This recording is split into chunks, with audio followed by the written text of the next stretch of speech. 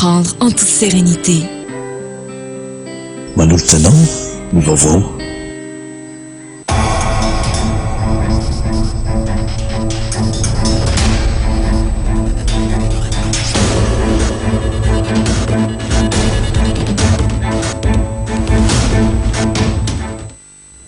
Araka ny fotoanan'ny fanomezana tompoklasy tompoko vavy dia tafaraka eto indray tsika manolotra ny araba ialana tsiny noho ny fahatarany fanombohan'ny fampahalalam-baovao noho ny fiomanana samihafa entina anatsarana izao fotoanan'ny fampahalalam-baovao izao izay antony fahatarana izay manasanao anaraka ny fampahalalam-baovao hatramin'ny farany ny zavamisy ao amin'ny distrikany Benenitra no entina amintsika amin'ity takariva ity ny fiparitahan'ny vola sandoka isan'ny entina amintsika ihany koa ny zavaniseho teny Alasora teny eo amin'ny olana izay efandroitan'ny mponina eny an-toerana sy ny ATT zany nazahoana akom-baovao ihany koa ny makasika an'ireny ivitoerana mandefa malagasy hiasa ny ivelany ireny teo aloha teo somary naresaka izy ireny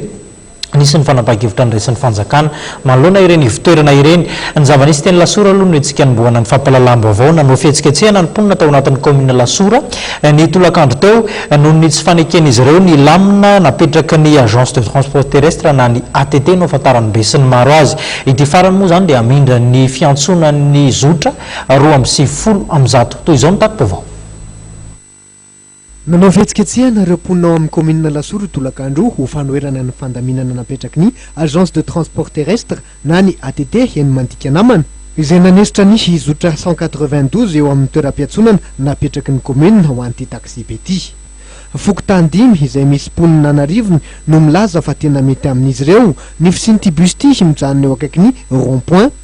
satria manala ny fahasairana ny mpianatra sy ny mpiasa ary ny olona metsena ity zotra ity.